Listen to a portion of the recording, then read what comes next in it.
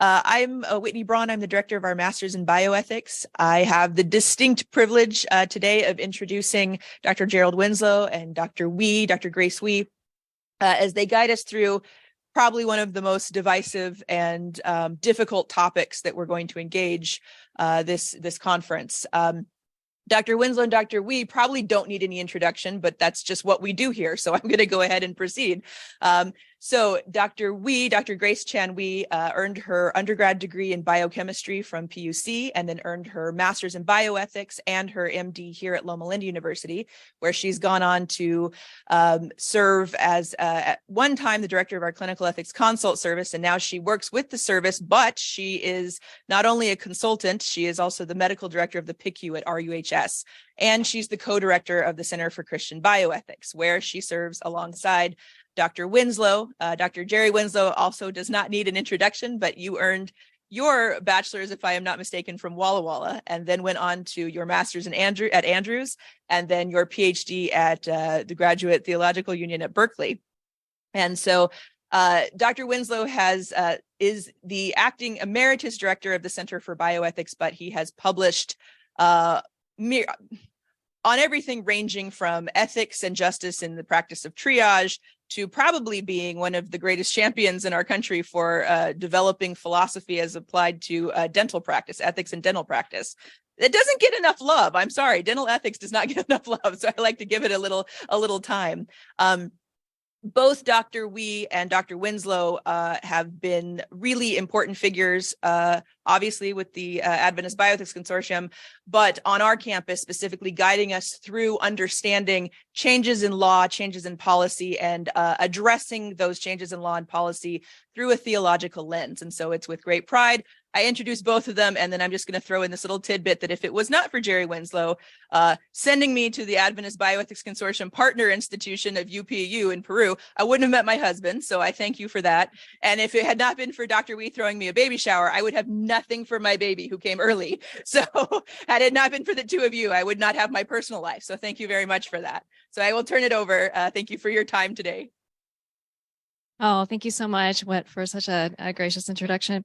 I want to really recognize Dr. Winslow because not only for your decades of scholarly work, yes, in the areas that Whitney mentioned, but also around the area of abortion, which we will be talking about today. So I'm just really privileged to be able to speak alongside with you.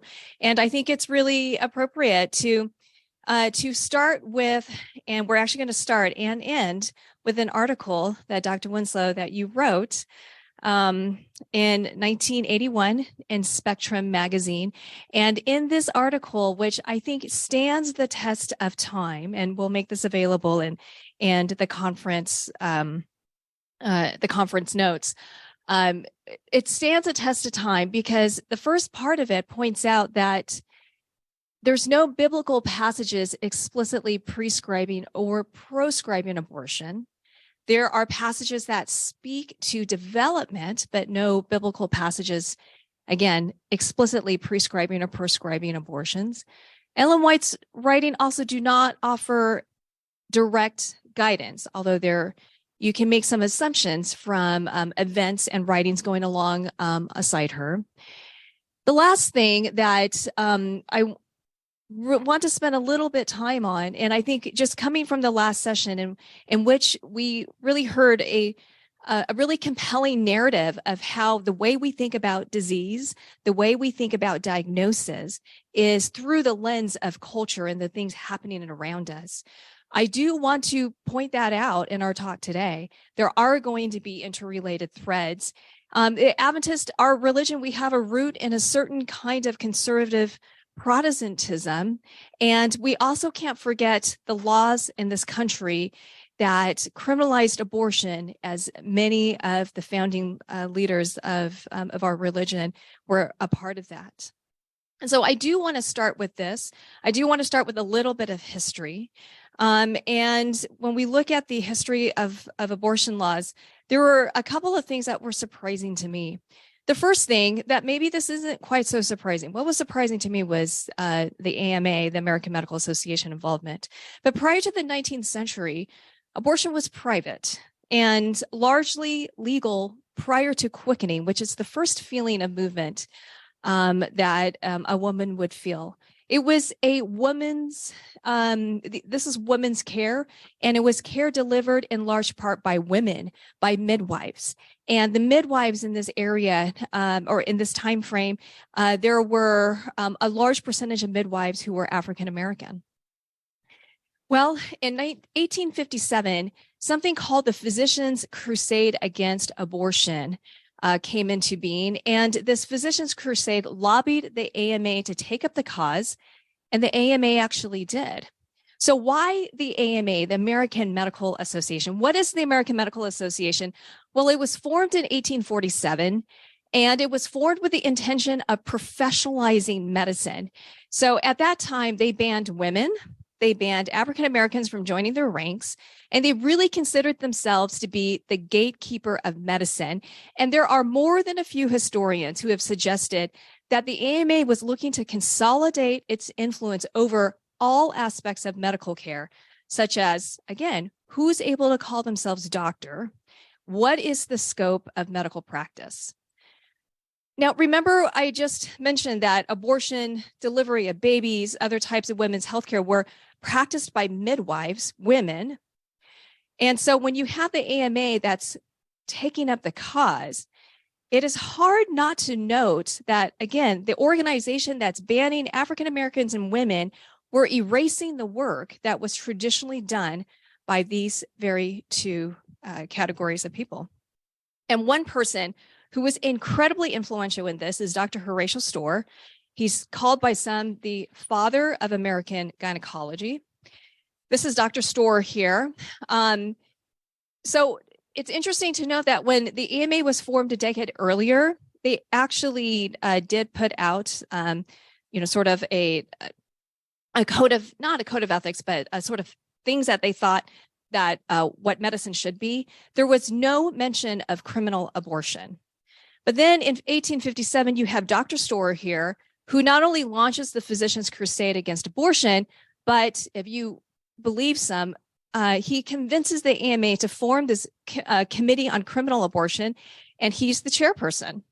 So they study this issue for 2 years, and then in 1859, the committee issues 3 recommendations. I'm going to read the recommendations in full, and then I put some of the highlights up here on the slide. And there's one thing that I think is going to stick out pretty vividly. So the first resolution is resolved that while physicians have long been united in condemning the act of producing abortion at every period of gestation, except as necessary for preserving the life of either mother or child, it's become the duty of this association, in view of the prevalence and increasing frequency of the crime, publicly to enter in earnest and solemn protest against such unwarranted destruction of human life. Written in, again, 1857, when, if you look at the practice, just in the early part of the 19th century, this is a pretty loaded statement to be saying that, first of all, that physicians have long been united in condemning the act of producing abortion at every period of gestation, just to pick a part of it.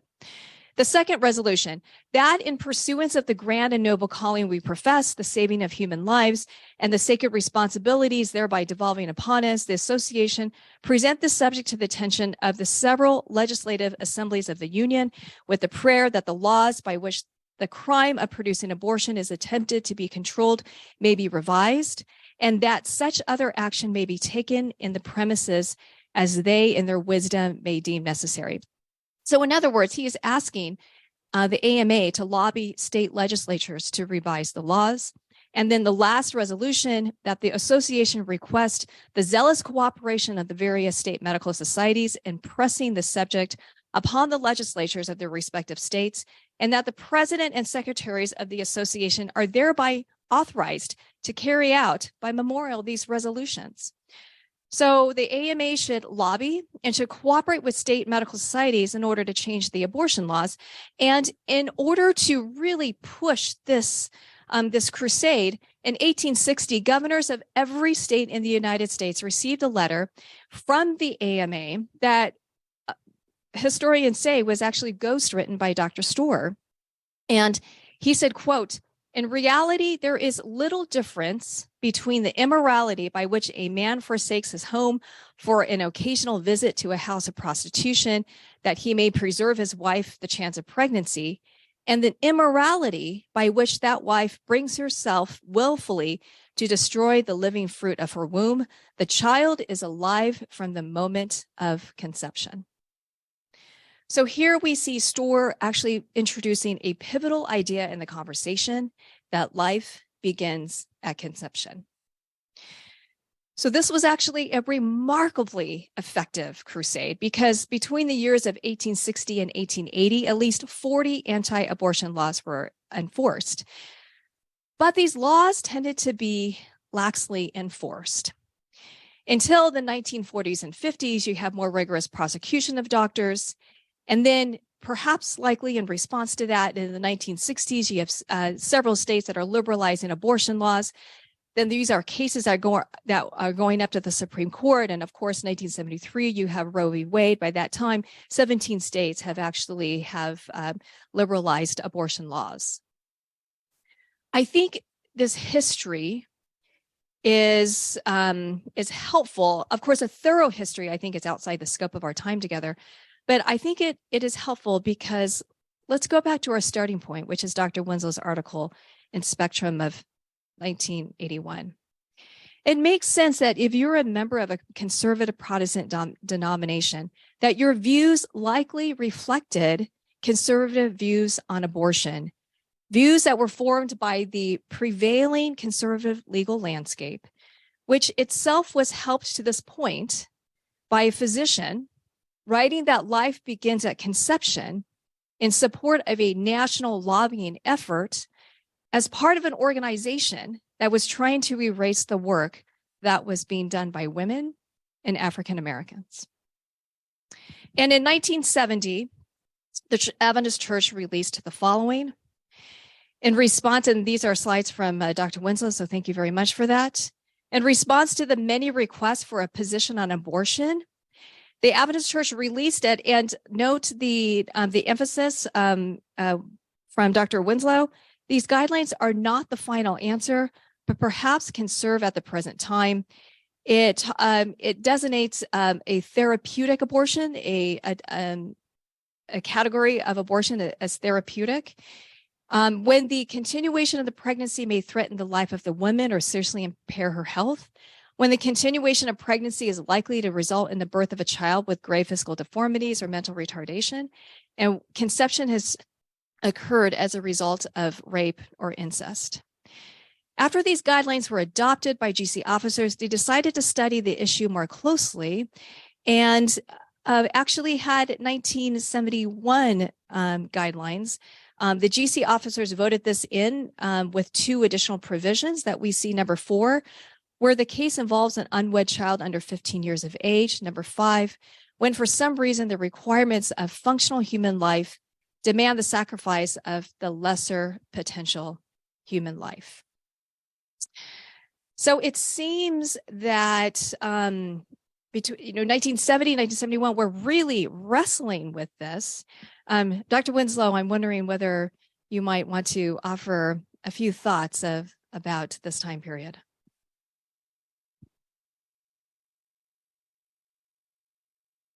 I'll get my chance. I think I'll respond a little bit later, Grace, but I think the obvious thing to say is we were struggling.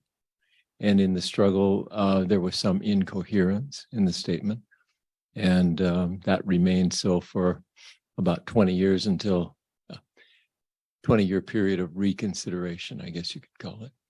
But I think the thing to notice is that from the beginning, when we made official statements, they were what at that time were probably middle of the road statements, given the culture. When I was looking through some various documents, there was this one quote that really stood out, which is, the church was leaving, quote, the performing abortions as the proper business of responsible staffs of hospitals. So we have here a bit of a divide, right, between what occurs in the business of healthcare and medical care, and guidelines that are being provided by the church. This was not without critique, significant critique. Again, from Dr. Winslow's slides, I want to read the last statement here, the sentence, and the unpublished interruption of pregnancy guidelines have, quote, permitted its hospitals a free hand in this economically significant practice. Well, that's a loaded statement, I think, if I ever have read a loaded statement. Dr. Winslow, you wrote this back in 1981, and I think it's as true today as it was then. Even if consensus were possible at a principled level of moral thought, there would in no way imply the possibility of uniform moral judgments at the level of specific cases. So how do we hold these two things in tension? How do we have principles and healthcare? That is what we're going to spend our time thinking about today. We're going to go through a little bit of political history. And then after that, I'm going to invite all of you to make sure that you're logged into the Wi-Fi. We're going to go through an exercise of what we call values clarification.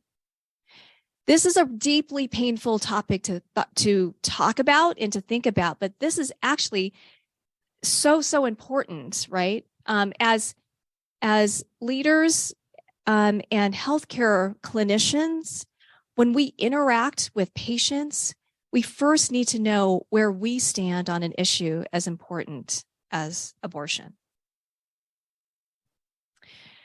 So we've talked about the legal history of abortion briefly. We've talked on the Adventist Church's history, but I also want to spend a couple of slides and talk about the political change going on at the same time. And this is specifically the alignment of the anti-abortion stance with American evangelicalism. Now, if you were like me, I've thought for many years that anti-abortion by evangelicals was like always had been the case, right? How many of you had that impression that if you're evangelical, you thought anti-abortion always been the case? Well, I found this book by Andrew Lewis to actually be a very interesting read. He's an associate professor in the Department of Political Science at the University of Cincinnati. So he gives the following history. In 1967, Catholic bishops and some Lutheran pastors formed the Right to Life League, the country's first organization committed to ending abortion. However, the Southern Baptist Convention,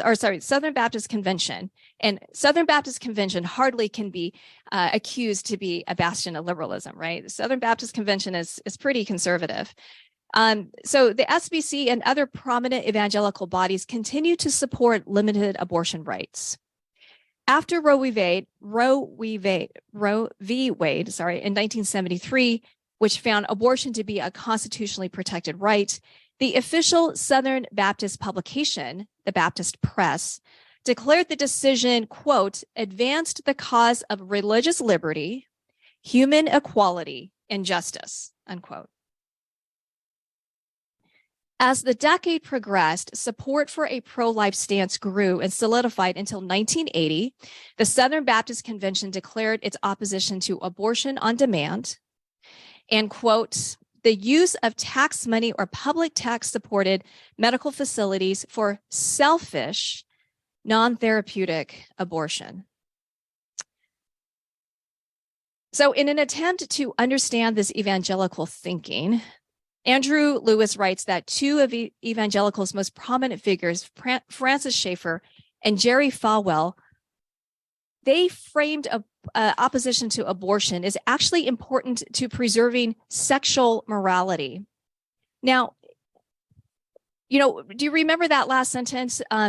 the SBC was against selfish, non-therapeutic abortions, which implies that, okay, if you have an abortion, you could be doing it for a selfish reason. Well, why would you be doing it for a selfish reason?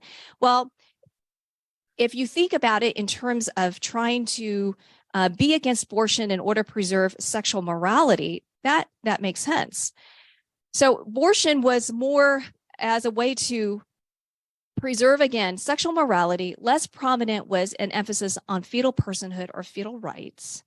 In 1978, Jerry Falwell wrote that women who wanted an abortion were, quote, pregnant because of sin, or also had been, quote, caught up in the ERA movement and want to terminate their pregnancy because it limits their freedom and their job opportunities, unquote. So evangelicalism has always been a tradition of rights. This goes belief going back to Calvinism in early America, such as the right of conscience, the right of press, the right of association. So even though influential early evangelical leaders may have emphasized anti-abortion stances to restore moral order, it was natural to merge anti-abortion as being a rights-based issue. And so we see this from 1990s onwards. The opposition to abortion has consistently been framed not as an issue of personal morality, although certainly you can see the overtones of this, but now it's a rights-based issue, the right to life. It's an issue of, quote, civil justice for innocent victims, unquote, and, quote, sanctity for innocent unborn babies. So we started with, in the 1800s, the mid-1800s, with a medical opinion of when life begins. We started, again, with an anti-abortion stance as a way to police morality. We have the cooperation of institutions who co-opted the work of women and African Americans. And now we're moving anti-abortion into a rights-based issue, into a right to life. And then we're merging those two together. Anti-abortion is a rights-based issue, and also life begins at conception.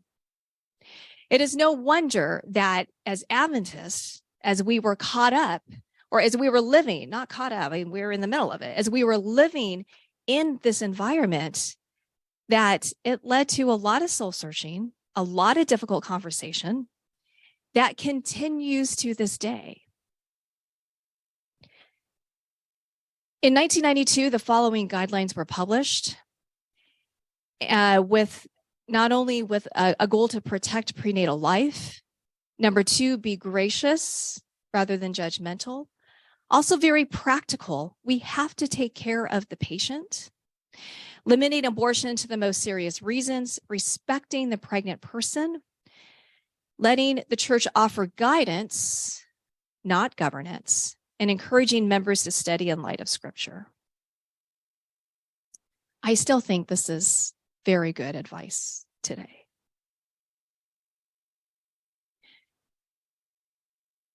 Now we are back to the future. This is a difficult topic to discuss then, and it seems true today than 5, 10, 15 years ago. We had bumper sticker dialogue back then. We have bumper sticker dialogue now. This is a picture of protesters demonstrating outside the U.S. Supreme Court during the March for Life in 2017. So for a long time, I really did not want to be defined by either pro-life or pro-choice. And how many of you would resonate with that?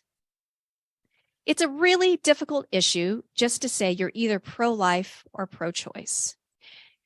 I occupied this mixed position, and it's different from the position that I occupy now, but I really want to just be candid and open with how, with my journey. I occupied the position of I wanted to keep abortion legal, but at the same time, I didn't want to interact very much with the experience of abortion. I wanted abortion to be over there. Oh yeah, of course you can get an abortion, but it's over there. I didn't want to be touched by abortion in my life. I didn't want abortion to affect me. I didn't want to be defined by it. And I remember as a medical student driving down Hospitality Lane. There used to be a Chinese restaurant down on Hospitality and Hunts Lane that we used to go to. And you drive down Hospitality Lane. And one day we were driving there, 4 of us med students in a car, talking about studying exams. And there were anti-abortion protesters because there's a Planned Parenthood clinic pretty close to there. And the anti-abortion protesters were showing very large pictures that were designed to shock. And of course, it did shock. It didn't move me. It made me want to be simply more against the stereotype. And again, many of you raised your hands here. Is there another way for us to look at abortion besides these 2 camps? And I want to say yes, I really believe there is. So how did I move from this, I want abortion to be legal, but only over there, to where I am now? I came to realize that discussions about abortion is just as important in our medical community, in our society at large, as discussions about heart disease or cancer or other common human experiences. Abortion is not just a woman's experience. It is a human experience. And I'm not here to present sophisticated theological or philosophical arguments, although I do realize that theology was in part of the title of the talk. I am a physician. I'm an ethicist. I do not know, or can I do not know when life begins exactly. I believe that I've been called, though, to respond to suffering. That is the theological argument that I will advance. And I think it's very consistent with what we heard this morning, what we've already heard this morning. It is the healing ministry of Jesus Christ, as recorded in the Bible, largely for persons who were shunned by their societies as a result of their suffering. Again, the Gospels describe Jesus performing miracles for women, lepers, demon-possessed persons, beggars, persons whose suffering were being ignored by the available conventional methods of obtaining help. This is the lens from which I am speaking to you today. Who are those whose suffering our current discourse ignores? I think other narratives about abortion, of how abortion is thought in our society, is really what is needed. And so I want to affirm that I know there are strongly held theological and philosophical views on abortion. Just because I personally can't say when life begins doesn't mean that others feel the same way. I want to affirm this. This is a valid view, but it's not the only voice that needs to be heard today. So with that, I want to go ahead and move into the part of our session in which we do what we call values clarification. So please make sure that you can log into the internet. It's listed here, but I will also, the network is Loma Linda University. The username is LLU guest. And the password is graduate with a capital G, exclamation point 2329. Are you guys able to log in? Okay. So what I'm going to ask you to do. Oh, okay. I was hoping. Sorry. Let me just make sure that poll everywhere is turned on. Sorry. Which one do you want me to say? Oh, yes. The network is Loma Linda University. The username is LLU guest. All one word, all lowercase, LLU guest.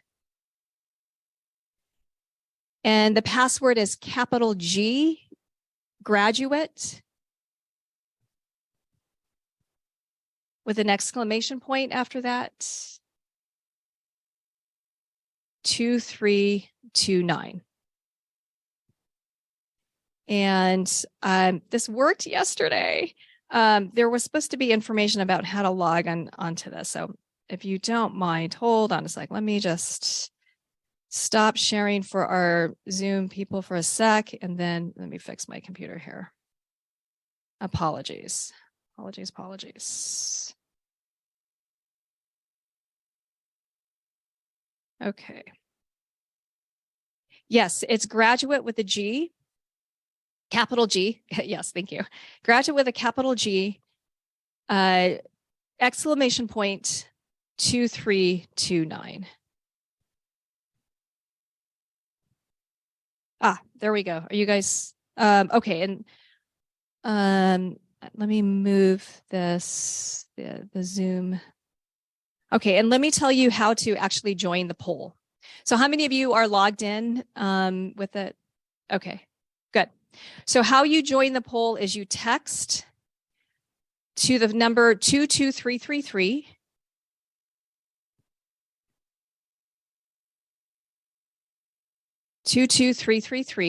And I'm sorry, this, I'm not sure why it's not displayed. It's actually hidden by that top bar up there. And then in the field where it says, you know, text your message, text my full name, GRACE OEI 766. I was really cheap. I didn't want to pay for the upgraded version that allows me to choose my own username. 766. Yeah. So once again, to the number 22333, text Francisco Roches. Oh, it should be Grace Wee's poll everywhere. Yeah. So GRACEOEI 766. Yeah. No spaces, all together. 766. Yeah. Yes, no? 22333. Yeah, Grace Wee 766.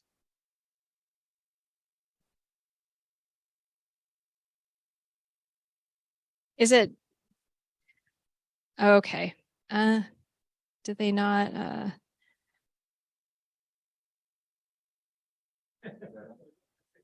Sorry guys.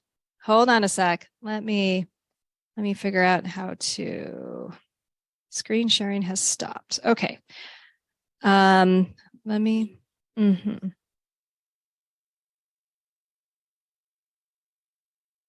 These activities. Whoops. Hold on.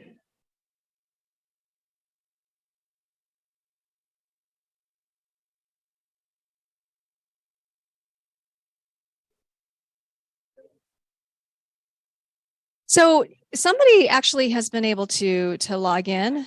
You're in. Oh, okay. Okay, so it's open because it should have been opened. Okay. Okay.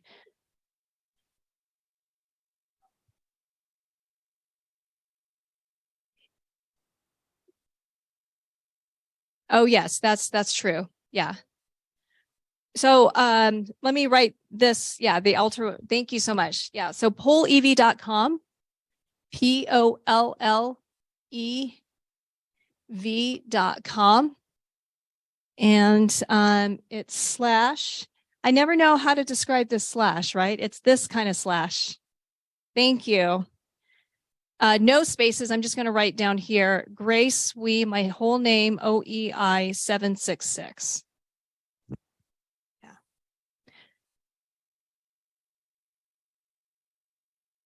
So I'm seeing responses come up. And so once we close the poll, then the responses should be able to come up on the screen.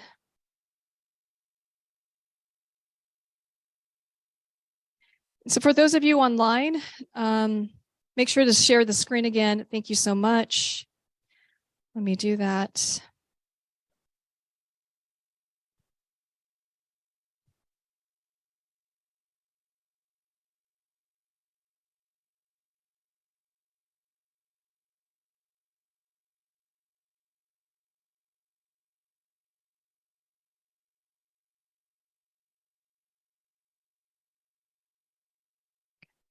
Mhm.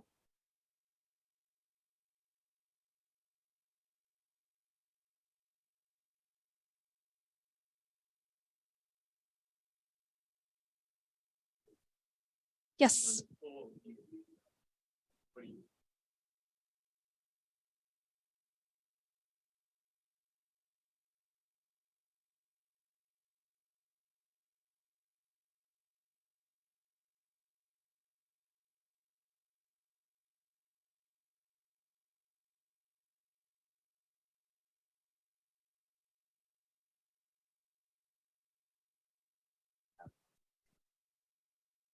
Okay, so we'll give maybe 3 more seconds. Oh, okay, you're not logged in yet. Sorry. There's 18 questions, so you're not going to miss out.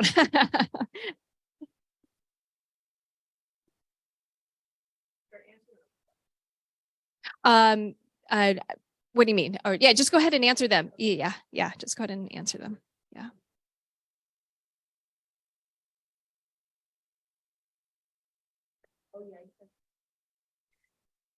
All right, the next question, parental notification should be required for any teen requesting an abortion.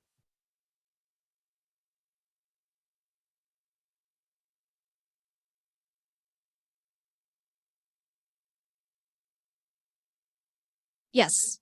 Yeah. So choose the letter that you most identify with, A being strongly agree, B agree, C disagree, and D strongly disagree. Thank you for that clarification. Yeah. There's going to be 6 statements, and then there's going to be 12 questions talking about situations in which abortion may or may not be agreeable or disagreeable. No, that didn't make sense. But yeah. Good. Okay.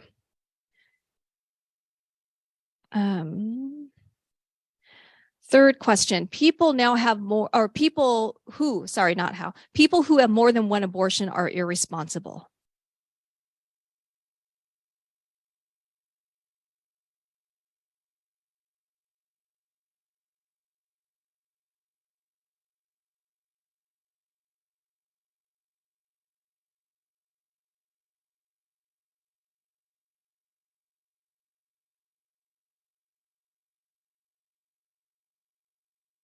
It does not matter why someone wants an abortion. Again, A is strongly agree, B agree, C disagree, D strongly disagree. Oh, it's not moving on for you? It's not moving on to this question? Oh, okay. So I probably have to. Yeah. Oh, okay. There we go. Technology. You know, I blame the technology, but it's the user. It's like 100% user error. It's not you. I know Karen was using Mentimeter. Karen's she was using Mentimeter, and I thought, oh, maybe I should look. Mentimeter. Yeah.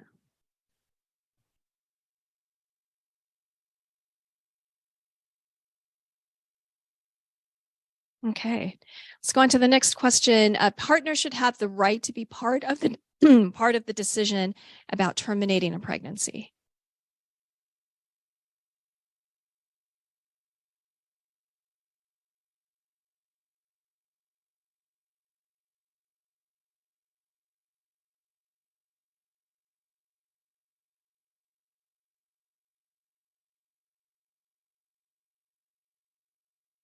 All right, we'll go on to the next one. Abortion should only be legal up to a certain gestation.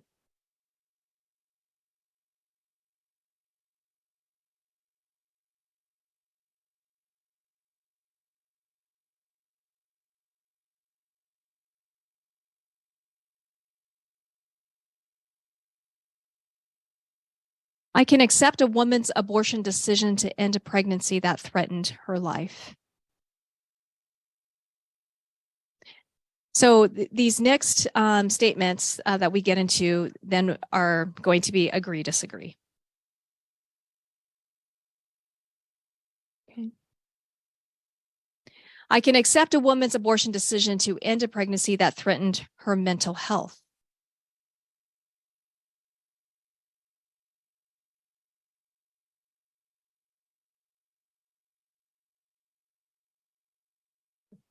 And by the way, one of the reasons for doing this in this manner is that, again, these are very difficult conversations. And what we would suggest is that in a trusted group, we can go through in more depth some of this conversation, and I would really encourage that.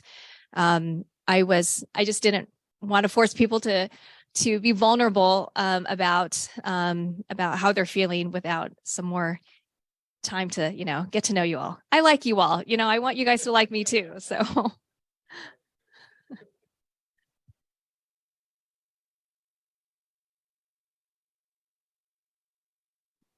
Is it the specific question?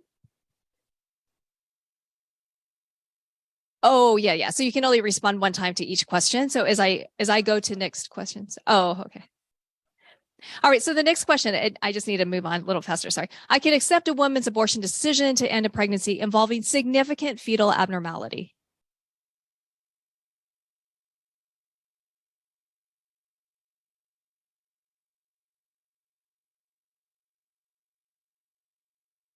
Okay, next. I can accept a woman's abortion decision to end a pregnancy resulting from rape or incest. That was an instantaneous response and it's not moving.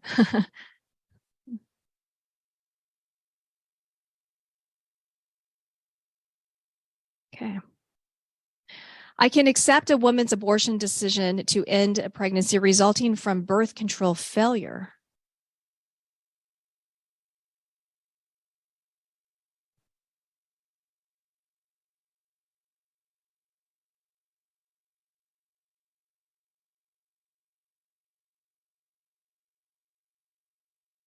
Yeah, and I'm still seeing numbers moving. So, sounds like people are still responding. Okay. How about a woman's abortion decision to end a pregnancy if the woman is unmarried?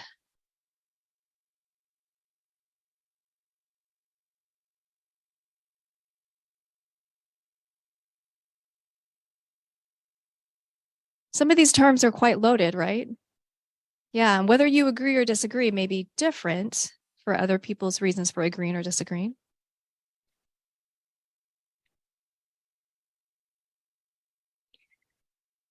I can accept a woman's abortion decision to end a pregnancy if the woman is in an unstable relationship or is not in a relationship.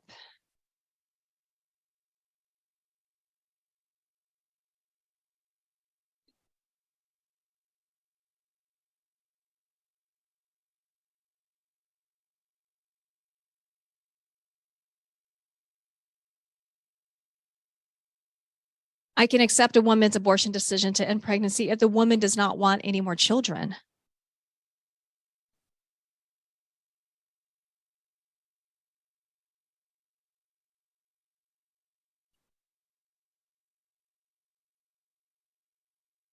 I believe there's one more after this.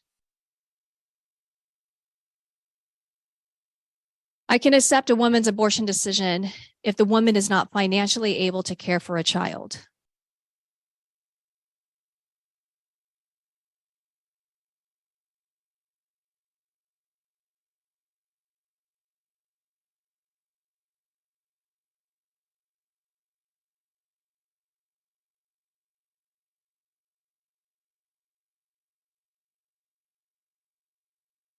Sorry.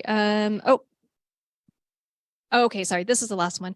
I can accept a woman's abortion decision to end a pregnancy if the woman feels she's not ready for the responsibility of having a child.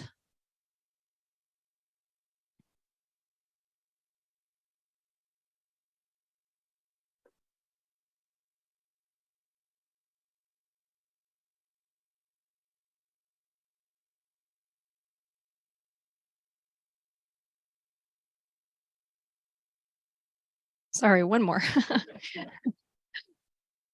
I can accept a woman's abortion decision if the woman is very young. Very young.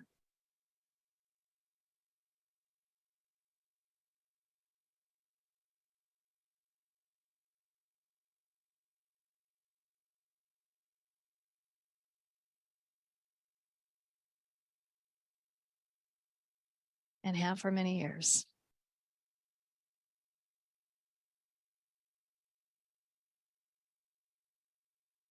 Okay, are we ready to look at our results? Okay, I'm going to end show, and for those of you on Zoom, I am going to share my screen. I'm going to bring up the poll results, and then we'll look at these results together. Okay.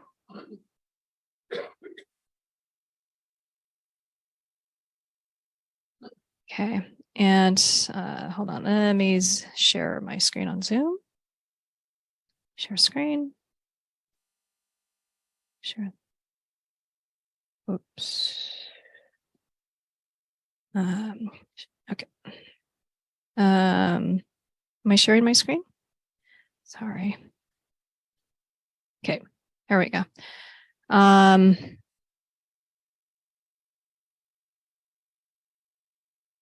Where did the polarity war thing go?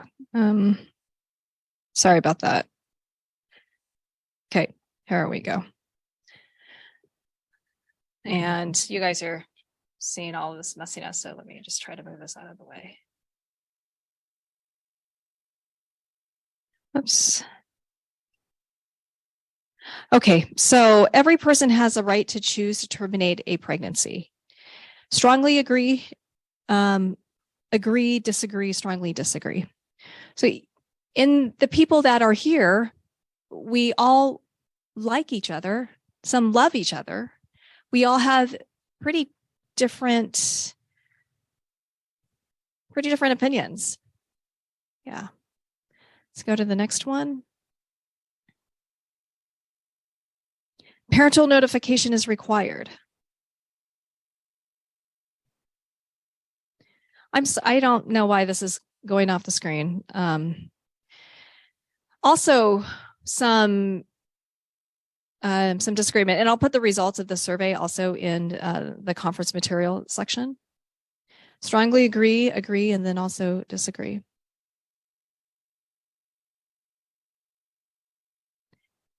People who have more than one abortion are irresponsible.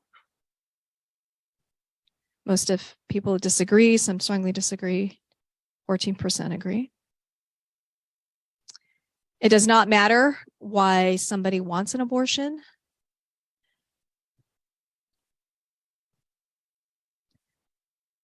So a lot of, again, difference in opinion. Partners should have the right to be part of the decision. Most would agree, 35% disagree. And finally, abortion should be legal up to a certain gestational age.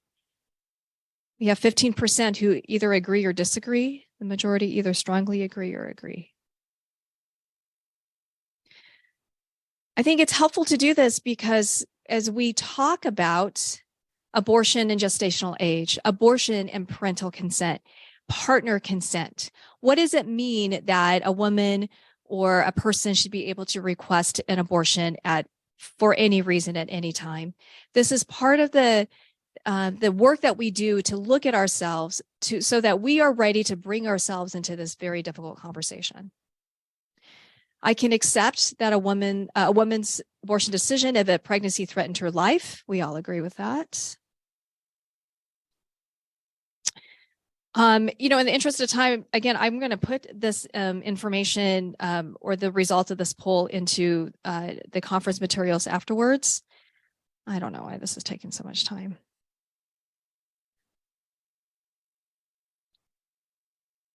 Suffice it to say, poll everywhere. See, Jeff, poll everywhere. Suffice it to say that every single decision had disagreement and disparity.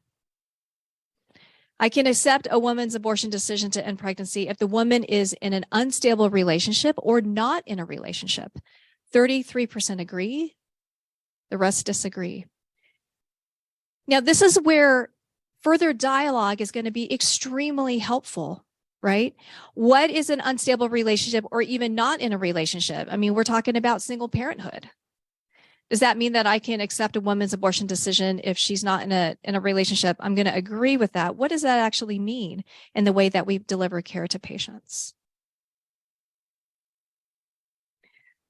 I want to go back to our presentation.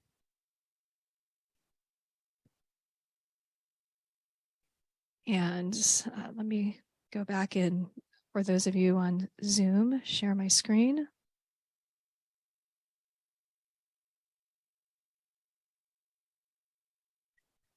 I want to then juxtapose the things that we've thought about and talked about and responded to with abortion data in the U.S.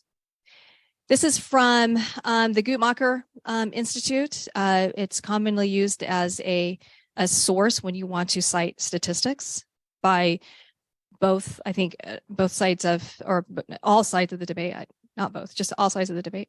So based on 2014 data, about 1 in 4 women, they estimated, will have an abortion by age 45. This is not uncommon. When I'm saying that abortion care is not a woman's issue, it's a human issue, it's a human experience. This is not uncommon. 1 in 4 women. 51% of abortion patients were using a contraceptive method in the month they became pregnant. 2017 data, we had maybe a slight decrease in the number of abortions that were performed. 18% of pregnancies ended in abortion. 2020 data, 20% of pregnancies ended in abortion. Greater than 50% of abortions were medication abortions. Now, what does that mean? Medication abortion, surgical abortion. It's a method, right? The method by which the pregnancy is terminated. Medication abortion is actually exceedingly safe. And again, based on these numbers, abortion is not uncommon. How many of you guys are surprised by this? You don't have to raise your hand. What is uncommon, though, is discussions taking place about just how common a medical procedure this is, just how common an experience this is for humans. And so when we discuss abortion and we don't discuss this, who do we leave out? Who do we exclude from having a say in this discussion? And when abortion is discussed, how is it usually discussed? In hyperbolic language, in bumper sticker ethics. It's when we reduce a very complex issue to 140 characters or less, although I don't know how many of us are still using Twitter. But the words that are chosen do not invite contemplation. They incite, they inflame. There's the intention to shame the other side. Every abortion becomes murder. Every fetus is no more than tissue. It is no wonder. Oh, that's tiresome. Very tiresome. It's no wonder that we don't want to talk about abortion. We may not want to talk about Bruno, some people, but we definitely don't want to talk about abortion. This is toxic. We don't want to talk about it in polite company. This should be concerning to us because the real losers when we can't talk about this is actually all of us. There is a cost of silence, and one of the biggest costs of silence and the burden of defending and advocating for abortion is that this duty falls to only a few people. And who are these people who then have to pick up defending and advocating for abortion? They're physicians, clinicians, and the few clinics who provide abortion care and services. There are vocal abortion advocates, but these voices are rarely heard in common conversation. Again, remember that statistic. 1 in 4 women will have had an abortion by age 45. What is the incidence of breast cancer? Does anybody know? So what is the incidence? The NIH estimates that a woman has a 1 in what chance of being diagnosed with breast cancer in her lifetime? 1 in 8. So the way that we were taught about this in medical school and, how we approach counseling about breast cancer awareness and prevention is you say to a woman, okay, you look at 7 of your friends. Within your lifetime, 1 of you will have breast cancer. And I am profoundly so unhappy to say this, but it's absolutely true. But now 1 in 4, this is more common, 1 in 4 will have had an abortion by the age of 45. So breast cancer has an entire month devoted to it. How many of you are aware of National Abortion Awareness Month? So since the reversal of Roe v. Wade, there has been more women who have been brave enough to come forth with their stories about abortion and stigma. But there is still, again, so much stigma. My point is that the reluctance to talk about how common abortion is actually increases the stakes. So when we do talk about abortion, it has to be that much bigger. It has to be that much more impactful. And where we're going to talk about impactful abortion, what kind of cases are we going to be pulling from? We're going to be pulling from the cases of extraordinary abortion. The tear-jerker cases, the very young children who are pregnant through a massive trauma and invasion of their bodily privacy. The woman who tears at your hearts because there is a wanted pregnancy, but the placenta is growing through her uterus, invading the endometrium, and she is at risk of uterine rupture and very high rate of death. These are very difficult cases. There are tearjerker cases. And, the others, the pro-life side does the same thing, right? We talk about abortion in these extraordinary terms, which, yes, that is part of the conversation. But when we limit the talk about abortion in extraordinary terms, we lose sight of the fact that abortion is a human common experience. And from this, I'm borrowing from Katie Watson's book in the language of extraordinary and ordinary abortion. Again, I'm not passing judgment on how we use the language. I'm just merely pointing it out that our conversation about abortion is incomplete unless we are talking about ordinary abortion.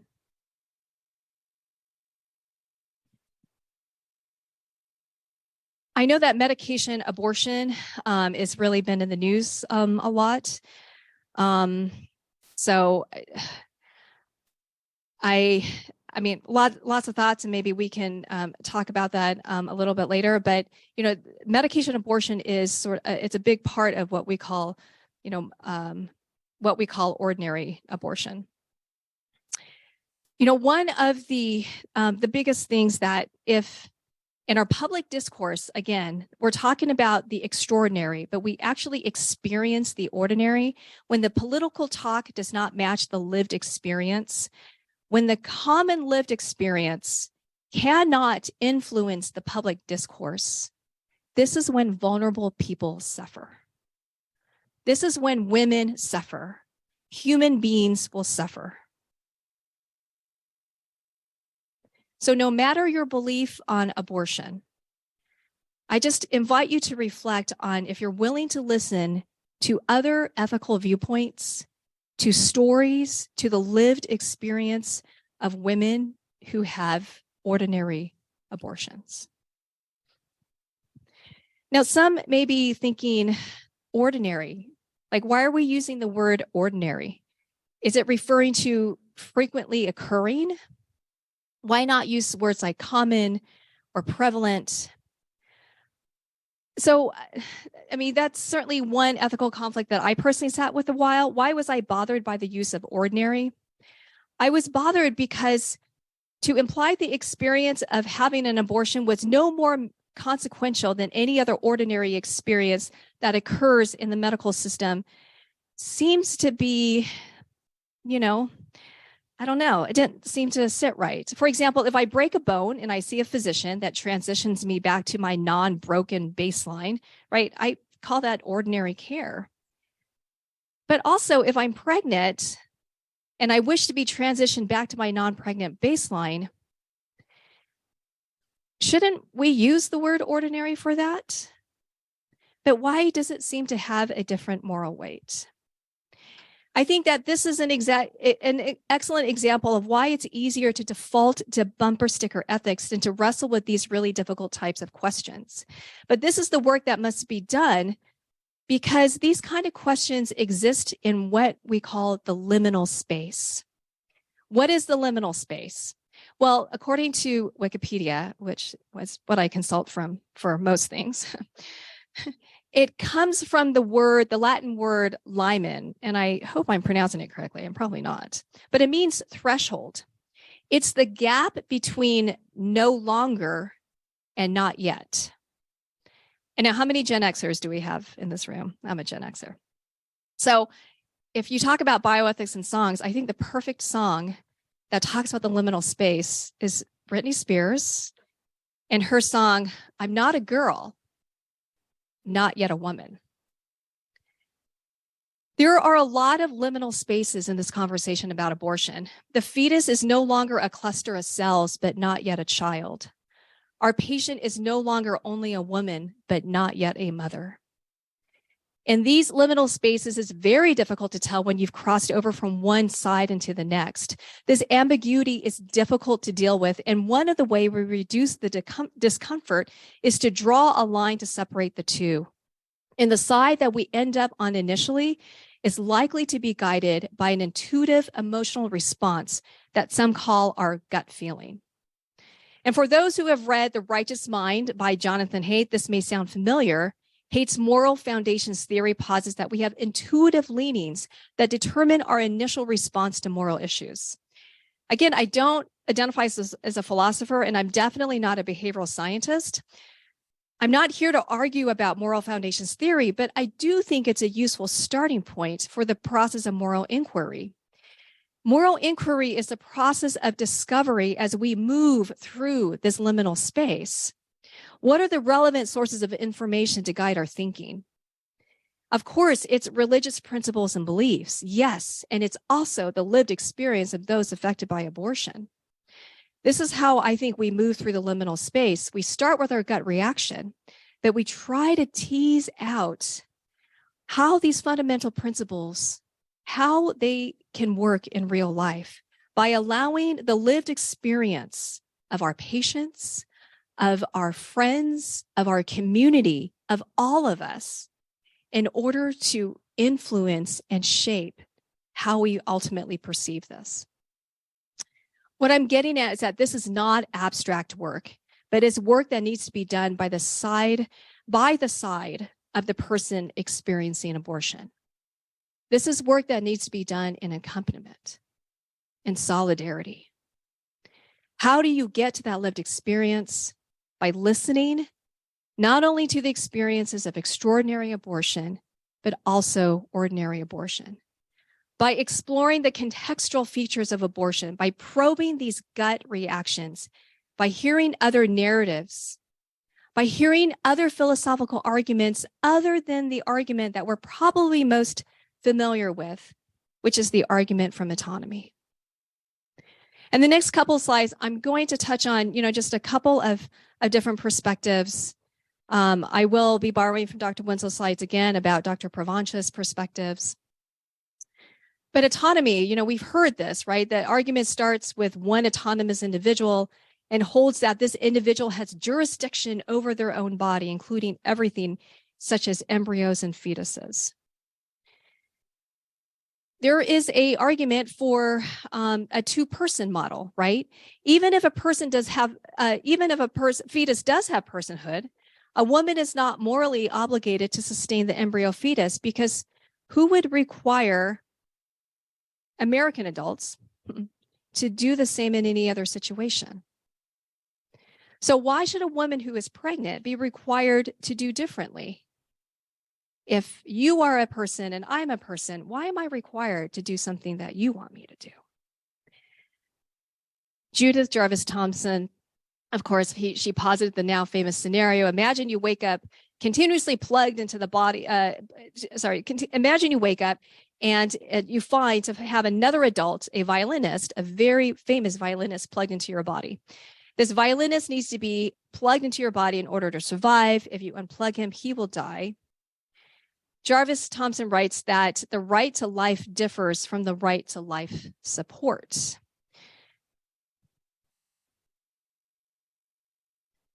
When we look at, for example, the organ donation, right? Do we mandate or obligate persons to donate organs in order to save another life? Can we think of pregnancy essentially as an organ donation? Should it be a gift? Should it be a requirement? Anyway, these are, again, difficult things to talk about. Dr. Provenza presented a paper here at Loma Linda in 1970, later published in Spectrum. And again, these slides are from Dr. Winslow. Thank you very much. The main points of the fetus has the potential for human life. Fetal life symbolizes what we value about human life, and the symbolic value should not be permitted to threaten established human life. This is a decision that should be shared by thoughtful members of the community, which requires, again, conversation. And a quote, "The increasing potential human organism developing in a mother's body is not yet human, but it means human. It can serve human values by crystallizing and conditioning respect for human life, but if for some reason it should come to threaten the human existence unduly, it cannot be permitted to survive." Dr. Winslow, I'm not sure whether you would like to make comment about Dr. Provenza and his theology on this. Well, many people in this room are familiar with Dr. Provenza. He may even have been a teacher of some of you. I'm seeing heads nod. He was very influential, of course, as a PhD theologian, philosopher, but also an MD who taught here for many years. I hadn't thought to try to correct his statement here now, but I would have preferred if he had used the personal existence of the one who's pregnant as opposed to the human existence, but and you can go through and redo it that way. But anyway, he was very influential in the 1970s and onward to the end of his life here. Yeah. He also had a specific schematic of the ascending scale of value. And this commonly progresses on with gestational age. So we have input from our church leaders. We should take into consideration history, but also I want to point out some other additional narratives. Remember when we talked about Jerry Falwell and Francis Schaeffer and how they initially used abortion to decry the moral misbehavior of women? This initial justification was one of female morality or the perceived lack thereof, and I feel like it was a way of essentially controlling female behavior in the time of second wave feminism and attempted passage of the Equal Rights Amendment. By the way, the Equal Rights Amendment, for those of you who may not be familiar, was a proposed amendment in the U.S. Constitution designed to guarantee equal legal rights for all Americans regardless of sex.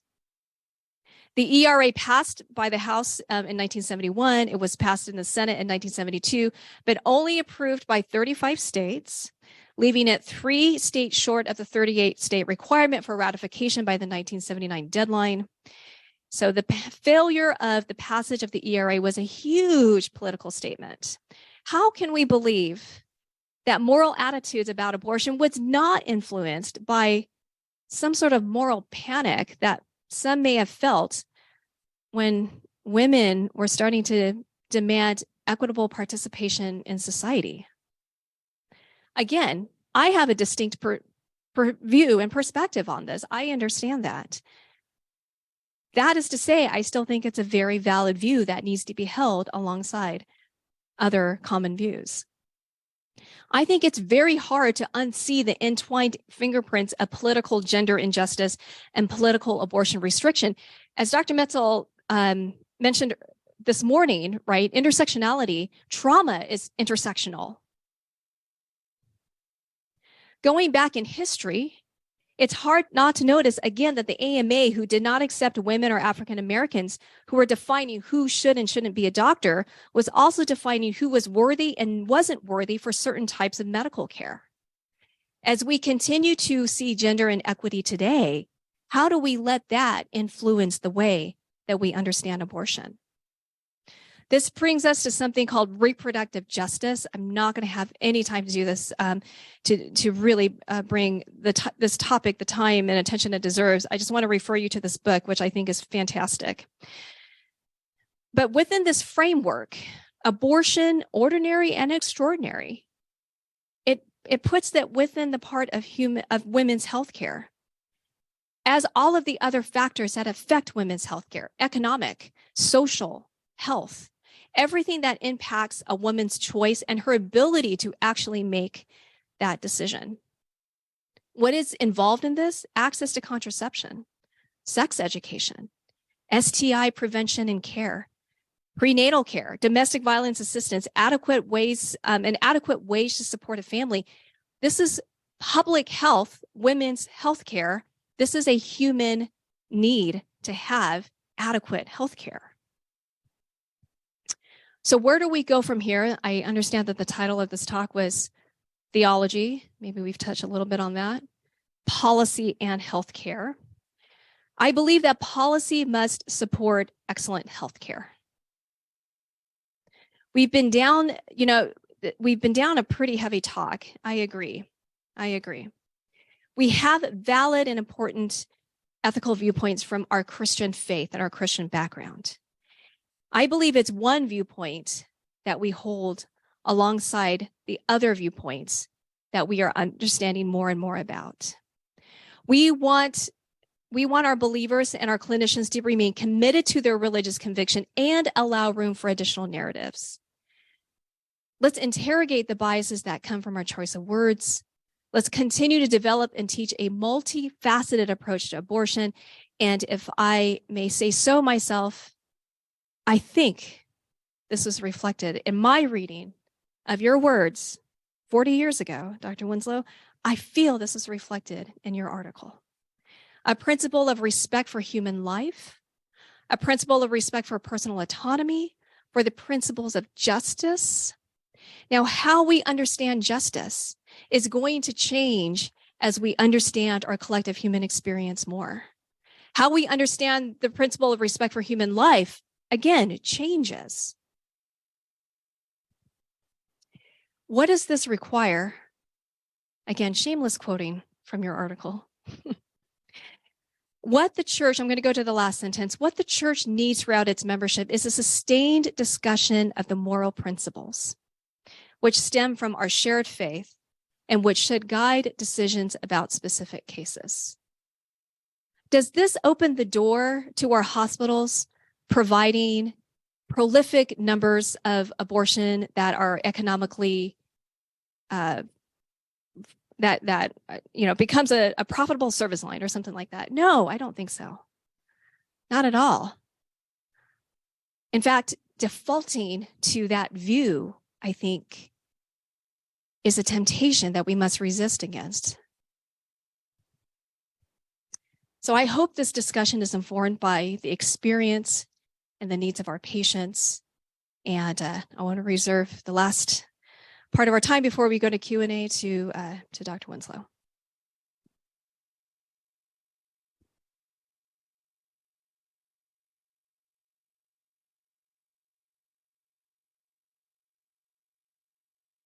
Is it okay if I just sit here? You probably detected I'm having a little trouble moving around. I'm going to have to go back and read that old article. It apparently was better than I'd remembered it. Sometimes can't remember what I had for breakfast. So something I wrote 43 years ago or whatever. I think I would still hold essentially the same position, but fair warning. The chief editor of Christianity Today once said this: Winslow has a position on abortion calculated to irritate everyone. And it's true because, and thank you, Grace, for reminding me of this. The cases we encounter, and I have not seen as many as some of you, I conversation yesterday with one of you, but they may be tearjerkers, but they are complicated. They are complicated in all sorts of ways that don't lend themselves to easy answers. So the only theological statement I want to make, especially in light of the devotional we heard yesterday and today, is it comes from a friend of mine who is a faith leader in a very large health system on the East Coast. And he said, we who labor in faith-inspired healthcare are called to respond to the inconvenient pleas for mercy. That's a phrase worth keeping. They are inconvenient. It's messy in all sorts of ways. And so back in the day when I used to wear the beeper here and get called out in the middle of the night for an ethics emergency, I'm grateful we have a whole team of people who do that now. But I remember being called out one night, and they are tearjerker cases, Grace, but those are the ones we are more likely to encounter in the hospital system and less likely perhaps to encounter in some other settings. But here's a Muslim mother of 3 with her husband, and she has placenta previa with accreta. One of the things ethicists have to learn in this business, you have a whole set of language you have to learn. I mean, okay, so anyway, she's bleeding to death, to put it simply, because the placenta is in the wrong spot. And getting unit after unit of blood, and they're confronted with the decision: do they stop this by removing uterus? And very tearfully, she and her husband make this decision. Yes, that's what they will do. And they had their reasons, I think. The next night, about 2 a.m, I got called to another case. This time it was a Hispanic young woman, her first pregnancy, same condition. And she was there with her husband, and the decision was made to terminate the pregnancy, but also remove the uterus. And there wasn't,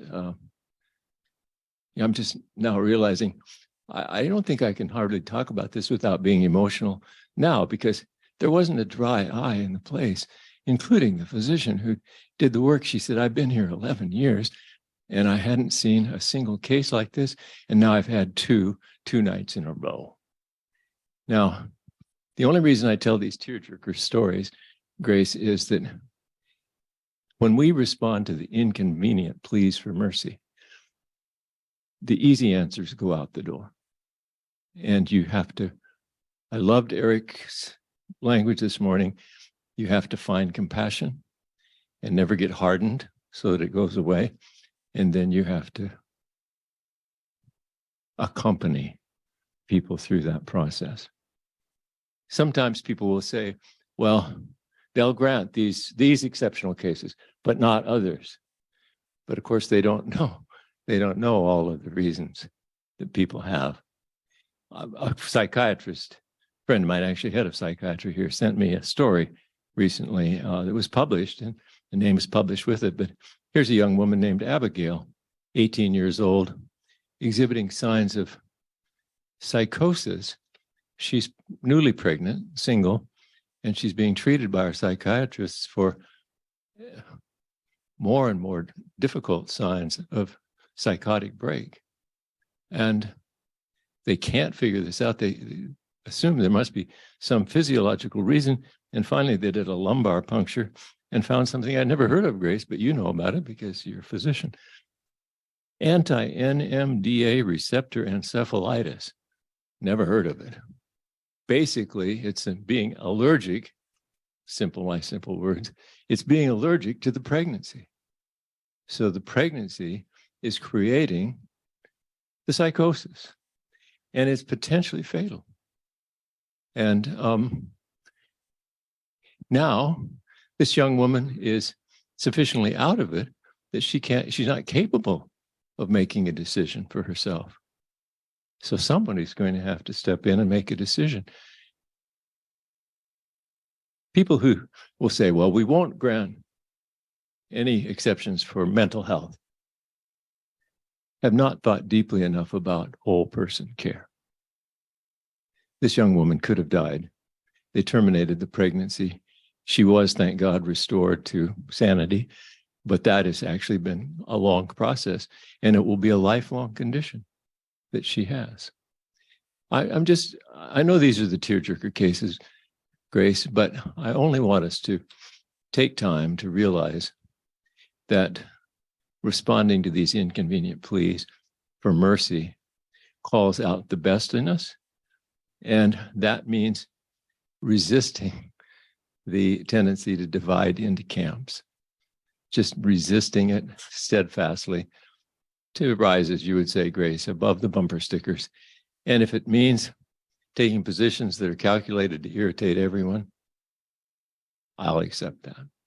Let's keep finding that balance that adult conversation can lead us to. I will just report this. Last summer, the leadership of the Adventist Health Policy Association asked the leadership of the Adventist Bioethics Consortium to develop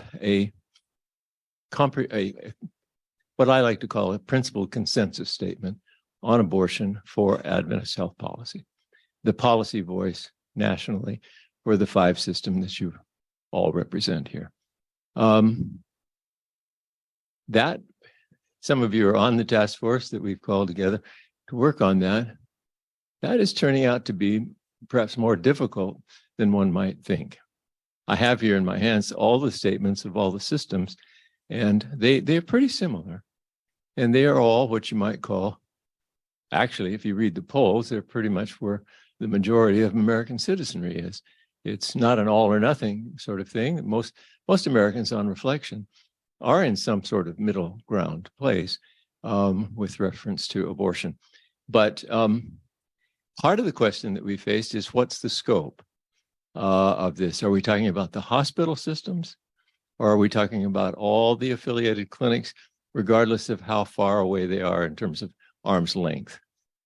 We have thousands, we have tens of thousands of physicians in our systems collectively, and they represent every faith tradition or no faith at all, of course. And they work in their offices and make decisions all the time with their patients. And because of the differences in state laws, they have all sorts of different relationships with the health systems. So what is the scope, and does it include all of that? And we're sorting that out. So if you can pray for a good outcome in that process. I do think there would be benefit in having a truly well-formed consensus statement on the subject. And I still have hope that we can arrive at that over the next few months. So stay tuned. Maybe by next year, I had hoped maybe we could present it and discuss it here, but that hasn't happened. And some of you who are working on it, I'll put you on the hook next year. Next year, about this time, we'll have this done. Anyway, thank you, Grace.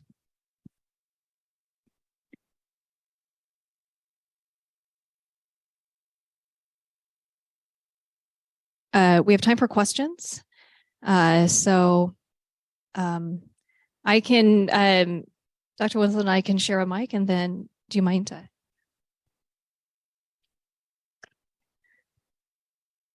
Oh, sure.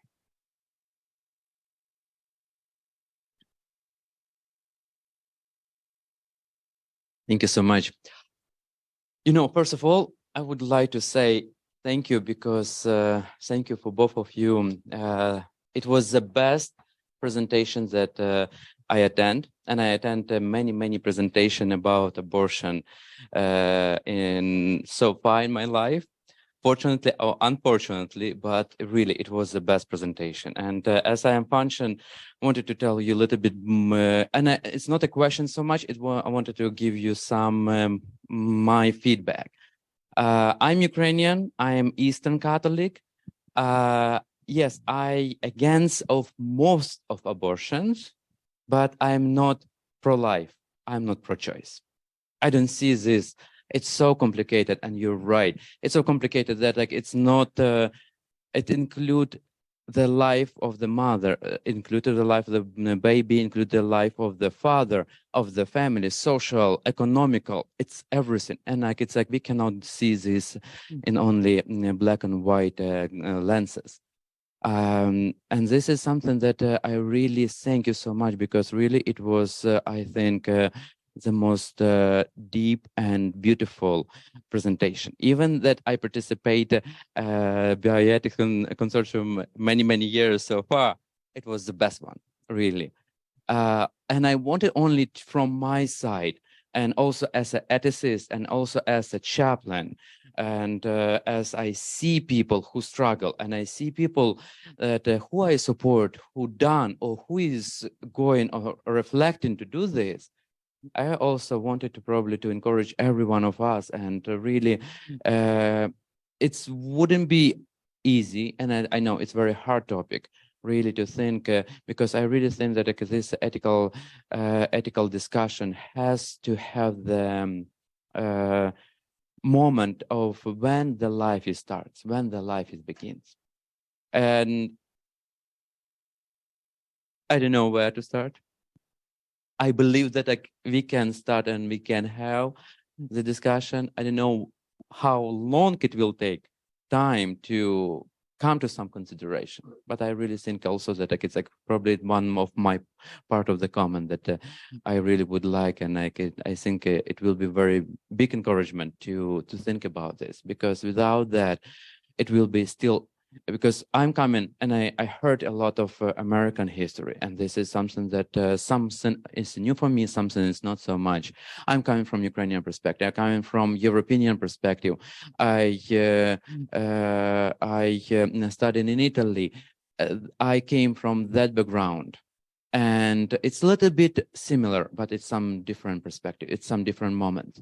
And yeah, this is I wanted to comment that I really thank you. And I really also want to encourage everyone to also to continue to talk about when the life begins, because it will be really ethically right to talk about this. Thank you. Yeah, thank you very much. Thanks for hanging in there in conversation with us. I think we have Calvin, and then I'll come over to you. I also want to second that as far as just an outstanding presentation, really meaningful, awesome job. I had the luxury of, for a number of years when I was working with bioethics students, I got to be really selective about topics because I was working with the majors on project supervision. And it's only more recently that I've started teaching more general bioethics. And so I've had to take kind of a crash course, because honestly, it's a topic I somewhat avoided. I was quite familiar with the religious history, the Southern Baptists, Francis Schaeffer, all that part. But, so I've been trying to really get up to speed on the issue, recognizing how difficult it is. But I had two questions. One of them has to do with Adventist hospitals in states that have suddenly changed their laws.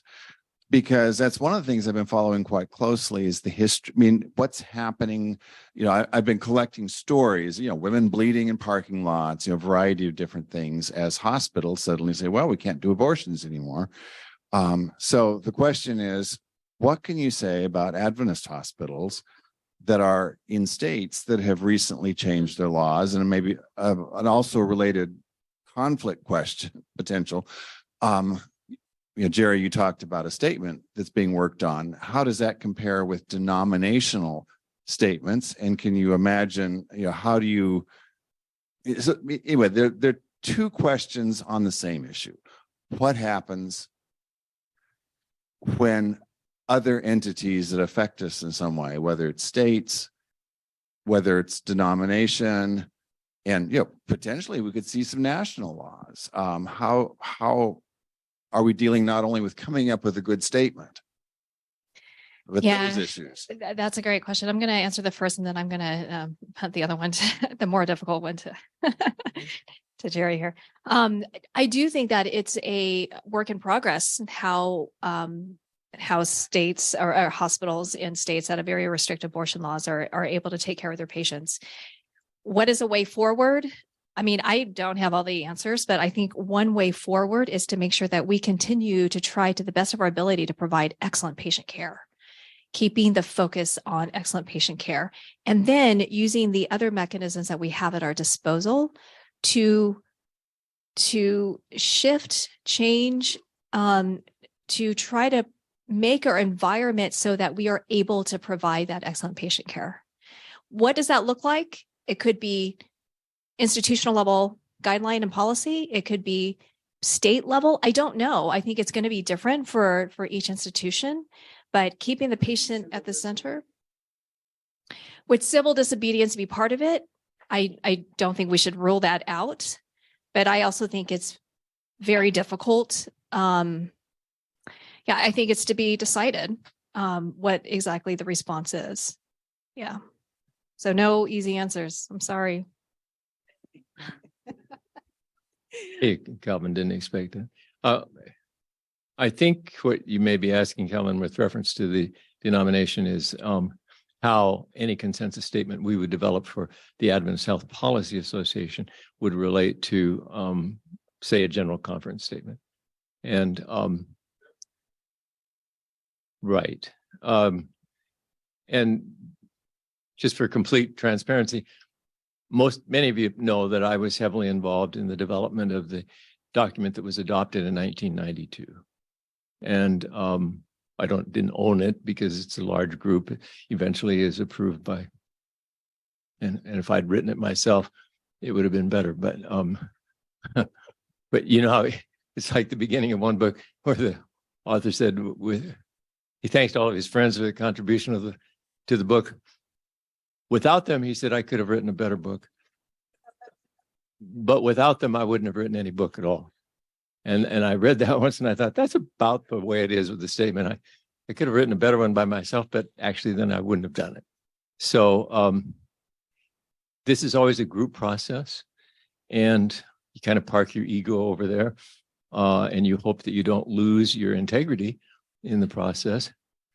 Because what does it mean to try to write something for a worldwide denomination with 20-some million people? I mean, in some ways, you have to say that's an impossible task. But on the other hand, if you're leading the Adventist Health Policy Association, it's not very helpful having your office 2 blocks away from the Capitol on Capitol Hill. When the press shows up or whatever, say, we haven't thought about that subject. Take your pick. The care of transgender persons. We've come up with a statement on that recently. And I think it's going to serve well. And similarly, on a difficult subject like abortion, which has gotten only more difficult, as we all know,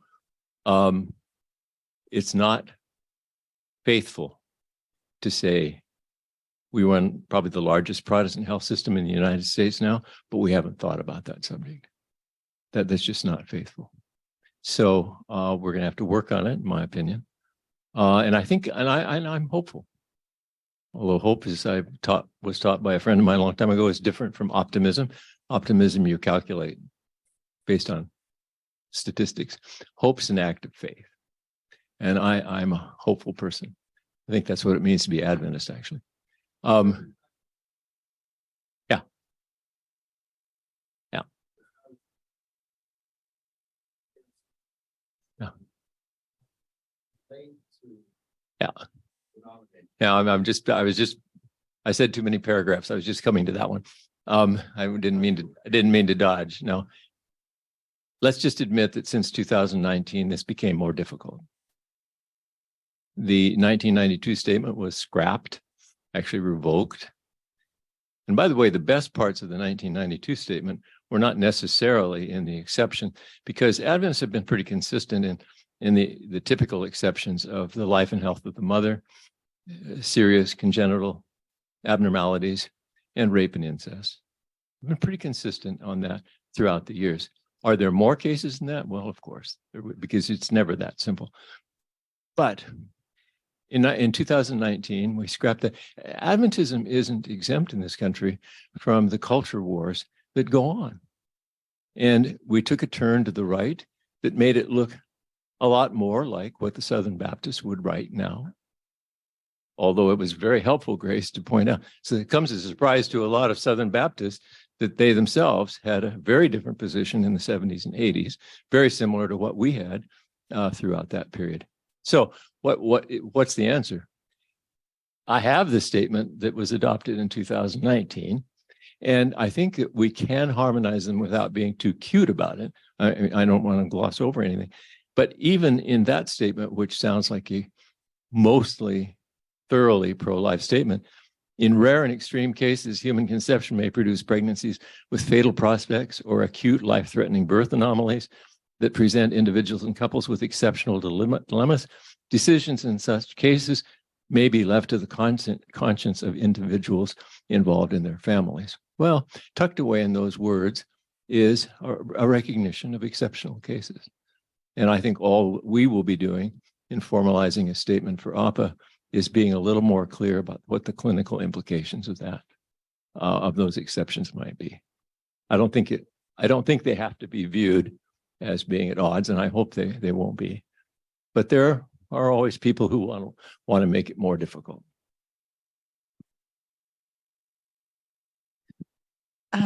I want to add to the commendation for what a wonderful presentation this was, and I thank you for that. I especially thank you for suggesting that we do not have to polarize this issue into pro-choice or pro-life. I think it is possible to be for life. Is anybody anti-life? I don't think so. I think it is possible to be for life and also for choice. So to me, the real problem is, again, the way things have gotten polarized. Think for just a moment, how many women get pregnant in order to have an abortion? Abortion is almost 99.9% of the time. I do know of one instance where a woman got pregnant in hopes of having an abortion of a fetus that could provide stem cells to correct a condition in an already existing child. That is the only case that I know of where a woman got pregnant in order to have an abortion. Abortion is always, I love that phrase, the inconvenient plea for mercy. Abortion is always because something is wrong. Something does not fit right for people. They don't have the money to support a child. I was watching the responses from all of us here, and I was troubled at what seemed to me to be some inconsistencies between some initial comments and reactions where the bulk of people seemed to think that people do have a right to choose abortion. And then there was some drawing back at some very interesting junctures to me. So this is not really a question for either of you, but it's a comment about how we think about this issue. What is our starting point? Do we begin by trying to recognize the pain, the struggle, the inconvenient truth that is happening for people who choose abortion? And that's not true just for women, but it's also true for men, because men will sometimes choose that they want to abort a child. They want to have their partner abort a child because they don't feel they can support a child. So it's not just women who are making some of these difficult decisions in really difficult circumstances. So even the ordinary cases may have extraordinary circumstances behind them that we don't know about. And when we talk about abortion, if we talk about simple cases and we don't go deep enough, we don't get at the reality that people are facing when they make these really difficult decisions.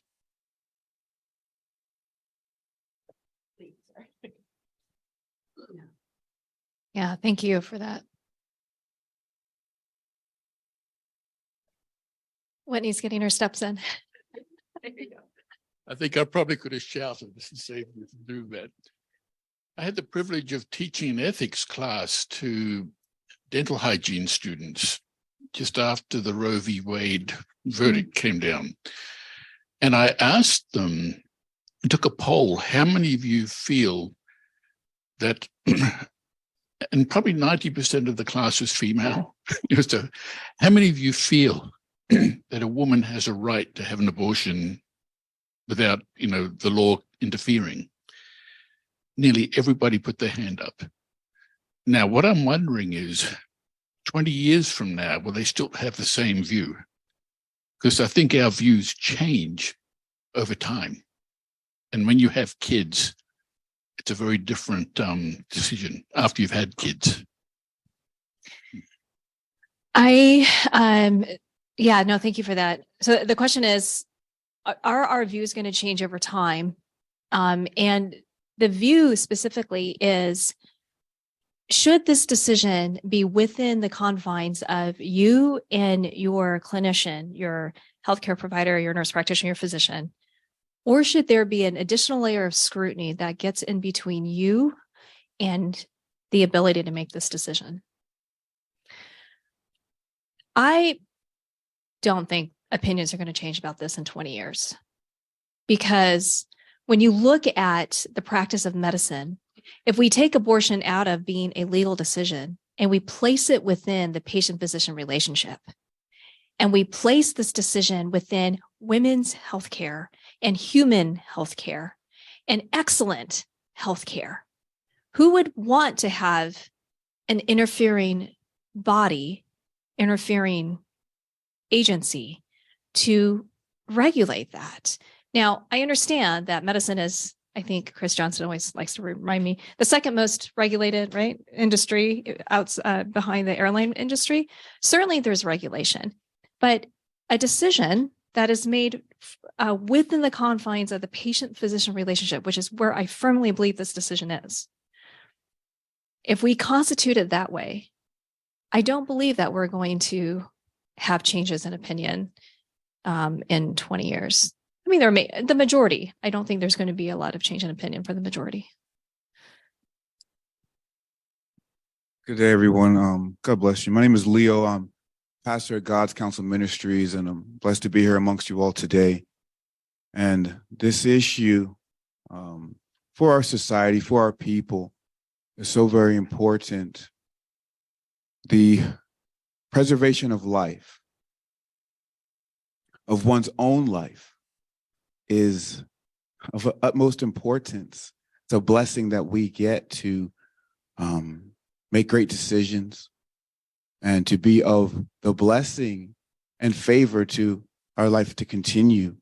And yes, there are circumstances and situations that are extenuating and that call for more in-depth decision-making per case.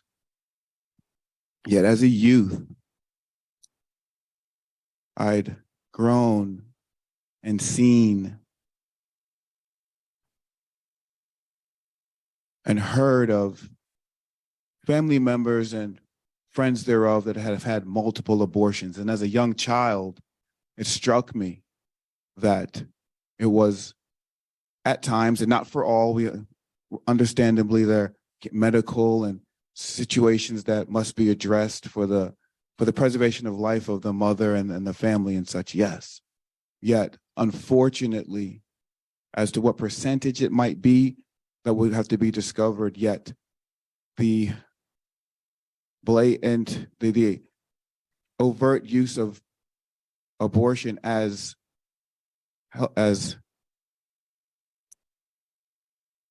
contraception, that would be one of the exaggerated areas, yet it's quite prevalent, where rather than take precautionary measures, and you say, well, Leo, what causes them to, or persons to have that lack of care?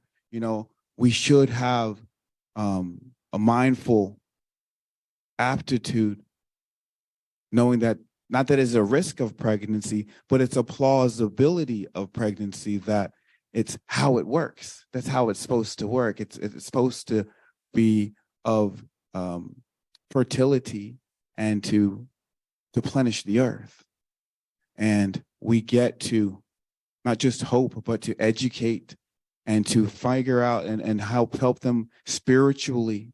And of course, I'm a man of faith, so it's that for spiritually, the recognition that we can help adjust their folks' viewpoint, that it's not only, sometimes possible, but more than plausible, to help adjust the onset of it, that the cause and the effect. I've heard of a number of folks who maybe, oh, they'll just go ahead and take care of it after the fact. And it's a way of life for many persons, that not to get pregnant to have an abortion, but that's just a simple fix.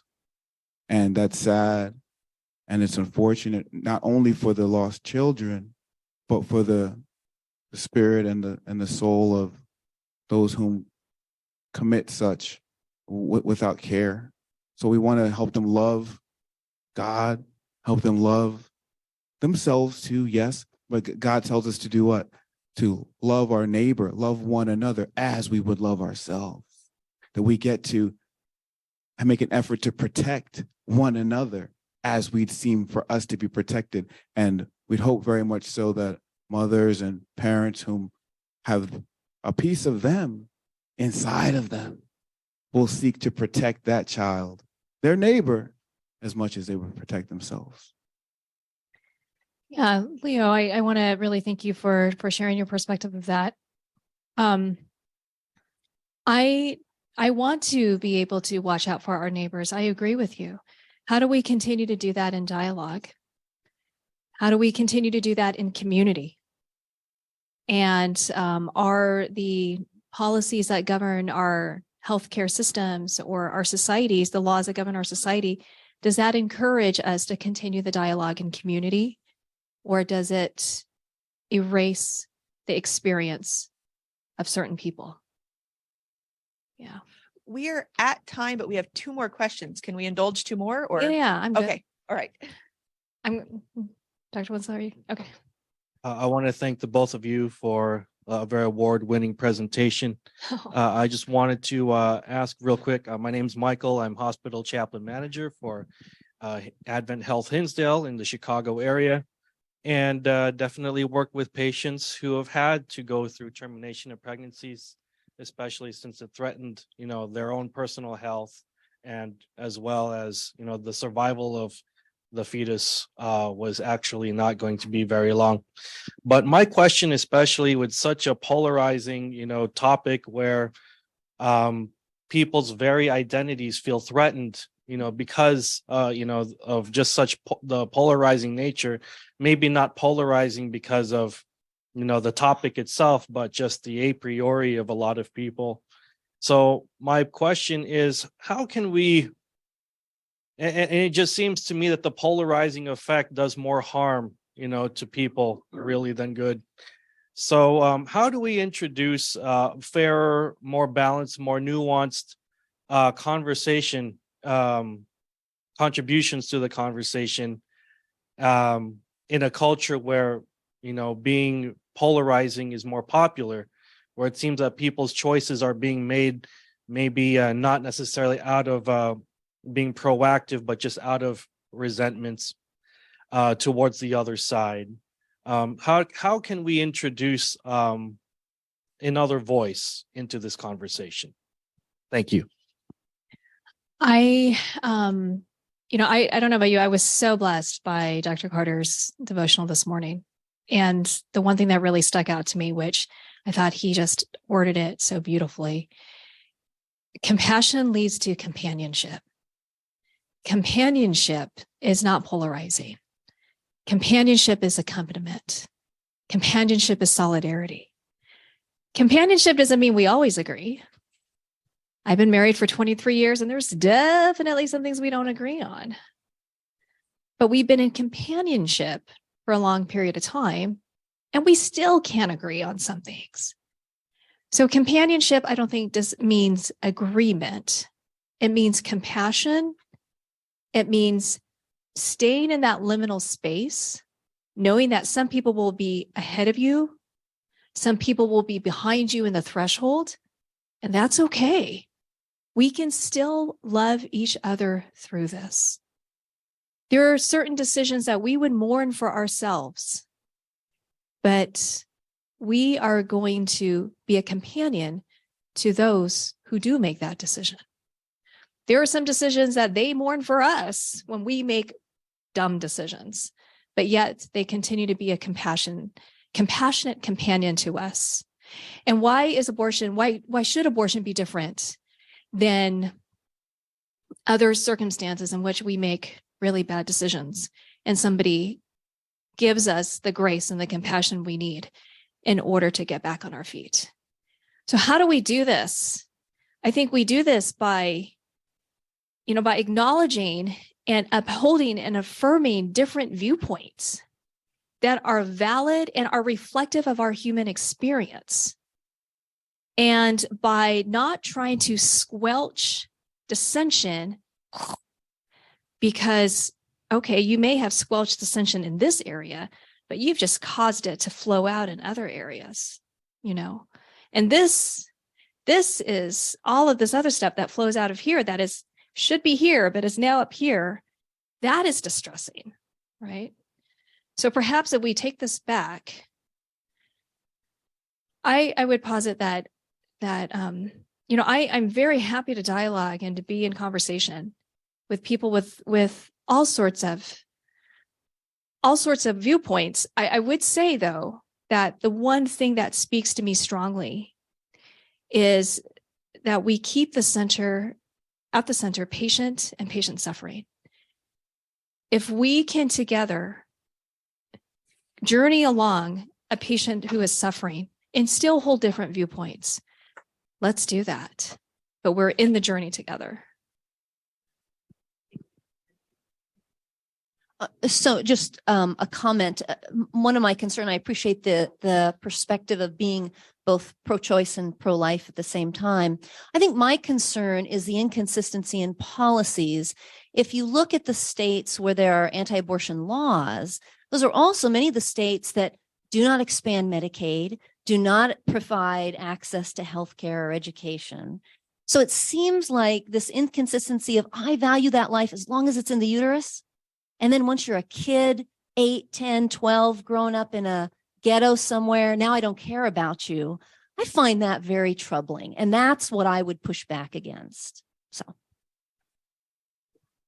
Well, I think we are pretty much at time. We've actually gone over. I'm going to just throw in one thing, just because we don't have anyone from our one of our constituents is Universidad Peruano Unión down in Peru, who's joined us. And I think that what I find fascinating is that Peru has completely banned the practice of abortion. It is completely illegal.